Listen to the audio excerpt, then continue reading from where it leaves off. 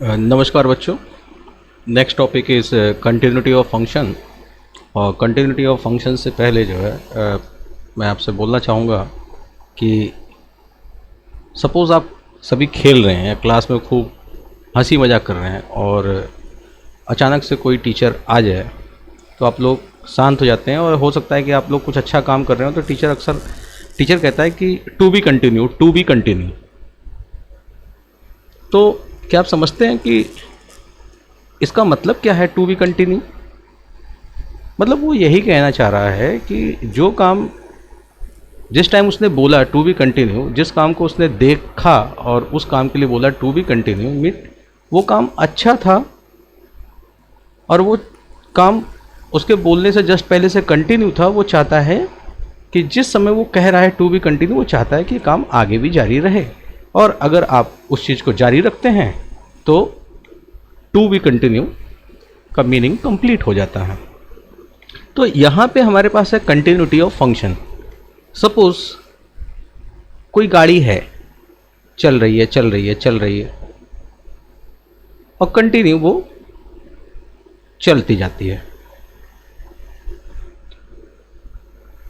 अगर मैं इस पॉइंट की बात करूं तो इस पॉइंट पे गाड़ी टू बी कंटिन्यू है।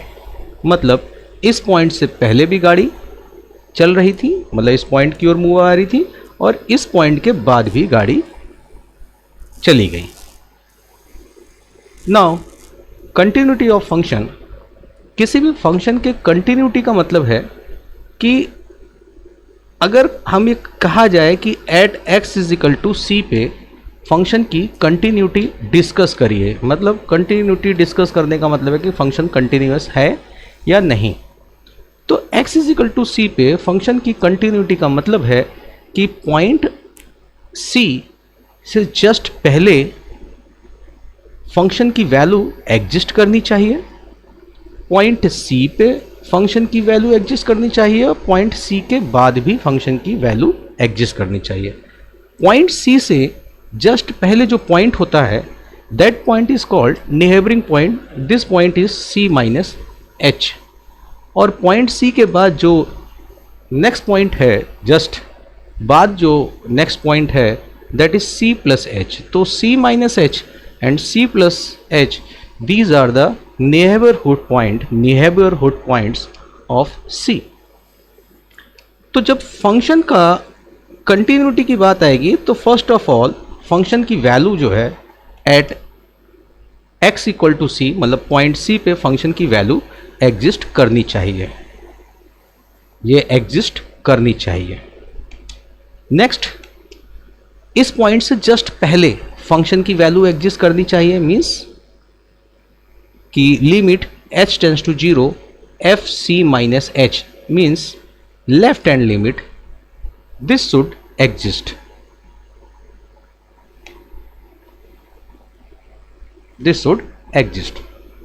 इसके अलावा right hand limit means point c के जस्ट बाद वाले पॉइंट पे भी फंक्शन की वैल्यू एग्जिस्ट करनी चाहिए।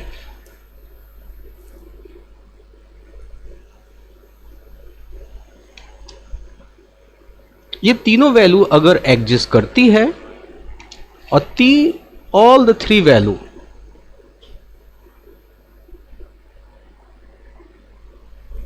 इक्वल होता है, देन हम कहते हैं कि फंक्शन इज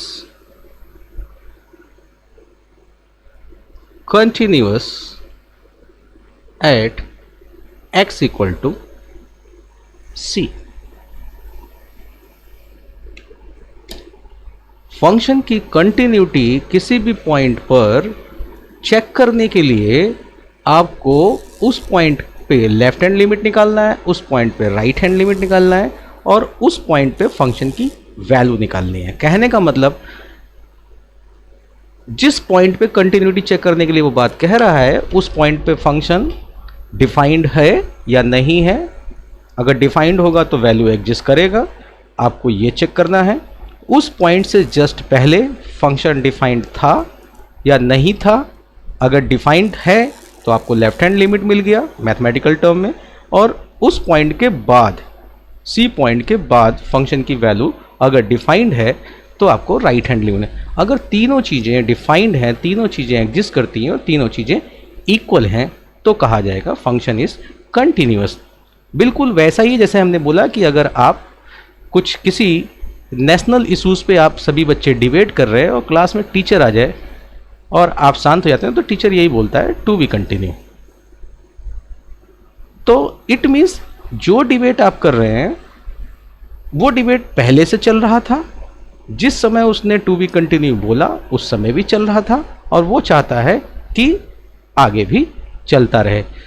इशू चेंज नहीं होना चाहिए, मतलब जिस इशू को देख के या सुन के टीचर ने कहा टू बी कंटिन्यू, वो इशू पहले से चल रहा था, बोलते समय भी चल रहा था और बोलने के बाद भी कंटिन्यू अगर रहता है तो टू बी कंटिन्यू कंप्लीट होता है।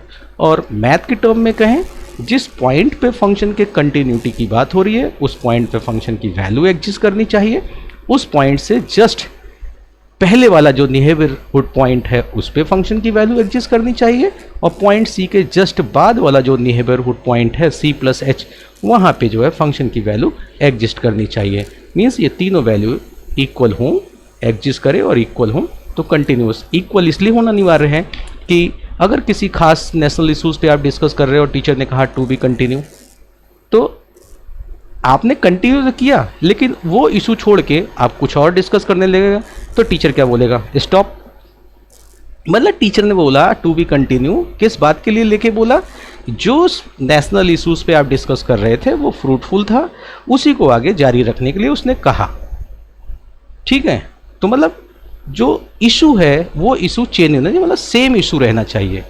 इसीलिए फंक्शन की वैल्यू सी पे लेफ्ट हैंड लिमिट सी पे और सी पॉइंट पे राइट हैंड लिमिट, तीनों वैल्यू इक्वल होनी चाहिए। Thank you.